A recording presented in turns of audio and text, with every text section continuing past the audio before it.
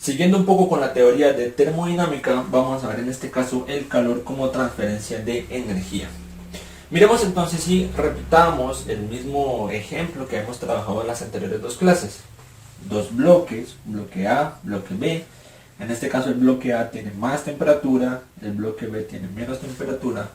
Recordemos que cada uno de estos bloques pues tiene su propia energía interna y que la cantidad de dicha energía pues digamos que está relacionada directamente con la temperatura. Dicho de otra manera, como el bloque A está a mayor temperatura, tiene más energía interna o más energía térmica. Mientras que el bloque B, al tener menos temperatura, pues tiene menos energía interna o menos energía térmica. Sabemos entonces que cuando se ponen en contacto, el que tiene más energía, o por ende el que tiene más temperatura, transfiere energía al que tiene menos. Lo que no habíamos hablado y lo que aún no habíamos tocado hasta ahora es la energía en forma de qué. ¿En qué forma se transfiere dicha energía? Porque debe tener alguna forma, ¿sí? ¿Será que realiza un trabajo? ¿Será que realiza, no sé, un cambio de presión?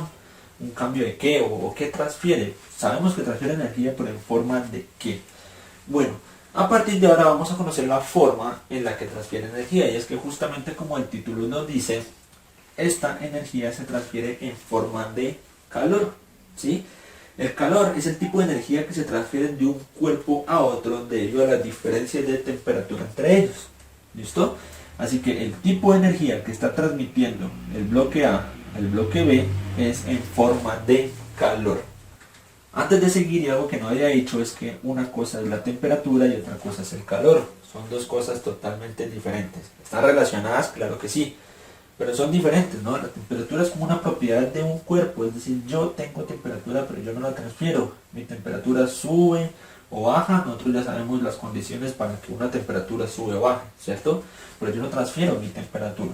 Yo lo que hago es transferir mi calor y al transferir mi calor baja mi temperatura, ¿sí? Y al yo recibir calor, mi temperatura sube. ¿Listo? Entonces miramos cómo están directamente relacionadas, pero no es que yo transfiera temperatura. Mucho cuidado con confundir estos dos términos. Ahora, el calor, como estamos diciendo que es un tipo de energía, las unidades del calor se dan en joules o en julios, ¿sí? Nosotros ya hemos visto en energía mecánica que pues justamente dicha energía se tenía como magnitud los joules, ¿cierto? O los julios. Lo mismo pasa con el calor. Hablando de térmica, no conocemos el calor o no se ve tanto el calor denominado en joules, se ve en calorías, ¿sí? Las calorías es justamente eso, el tipo de energía que se transfiere en la termodinámica. Vamos a ver entonces a cuánto equivale una caloría. Antes de seguir entonces pues denominemos qué es caloría, ¿sí? Porque pues yo les puedo hablar de caloría, pero al final qué es una caloría, o por qué o cómo se llegó a esta unidad de medida. Sencillamente la caloría es la cantidad de calor necesaria para aumentar la temperatura de un gramo de agua en 1 grado centígrado. ¿Listo? Es decir, yo necesito esta cantidad de energía, en este caso una caloría equivale a 4,18 joules, yo necesito esta cantidad de energía para poder aumentar la temperatura de 1 gramo de agua, ¿sí? en un grado centígrado. ¿Listo? De esta forma se llegó a la equivalencia de la caloría. ¿Listo? Una caloría es equivalente a 4,18 joules, es decir, la cantidad de energía que yo necesito para aumentar en 1 grado centígrado 1 gramo de agua. Esto nos va a servir bastante y la teoría de qué es una caloría nos va a servir bastante porque cuando veamos lo que es calor específico o calor latente, nos va a ser de gran ayuda la teoría o la definición de caloría. Vamos a ver entonces a nivel molecular, o dicho de otra manera, vamos a ver qué pasa con las partículas cuando la temperatura aumenta. Es decir, yo tengo un sólido, por ejemplo este marcador, y quiero ver o quiero saber qué pasa a nivel de sus partículas cuando aumenta la temperatura. Tenemos aquí entonces un sistema de 8 partículas, ¿sí? Recordemos que las partículas están unidas por unos resortes que podemos decir que simulan su unión elástica. Esto recordemos que cada partícula pues está unida con las demás partículas por medio de una unión elástica. Y entonces, como les digo, vamos a comprender qué pasa cuando aumenta la temperatura. Entonces, vamos a suponer que tenemos el sistema totalmente en reposo y de alguna u otra forma su temperatura empieza a subir. Entonces, a mayor temperatura, ¿qué va a pasar? Cuando hay un incremento de temperatura, las partículas empiezan a tener un proceso que se llama proceso de excitación. ¿Listo? Ese proceso, que significa sencillamente que las partículas se van a empezar a mover más rápido de lo que estaban inicialmente. ¿Listo? Van a empezar a moverse más y más y más rápido debido a este incremento de temperatura. Habíamos dicho entonces que esto está relacionado directamente con la energía cinética. La energía cinética pues es la energía que asocia los movimientos de los cuerpos. Y esto entonces, entre más se mueva, ¿qué significa? Ya lo habíamos visto en anteriores clases.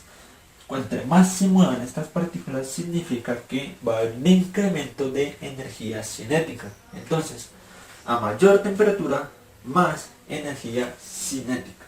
Ahora bien, ¿qué pasa cuando aumenta su energía cinética? En el momento de aumentar su energía cinética, también aumenta la propiedad o la energía interna que nosotros conocemos como energía térmica, ¿sí? Entonces, mayor temperatura equivale a mayor energía cinética, es decir, mayor movimiento o un incremento de movimiento en las partículas. Cuando incrementa ese movimiento de las partículas, incrementa lo que nosotros conocemos como energía térmica. Ahora aquí es donde entra lo del calor, ya que si tiene más energía térmica, por lo tanto el sólido que nosotros estábamos analizando a nivel de partículas va a tener mucha más capacidad de transferir calor, ¿sí? Es decir, un objeto que tiene más temperatura, que por ende sus partículas van a tener mayor energía cinética media, ¿sí? Porque no estamos hablando de cada una, sino de la sumatoria del promedio de todas, entonces va a tener un incremento de energía cinética media. Al incrementar la energía cinética también aumenta por ende la energía térmica.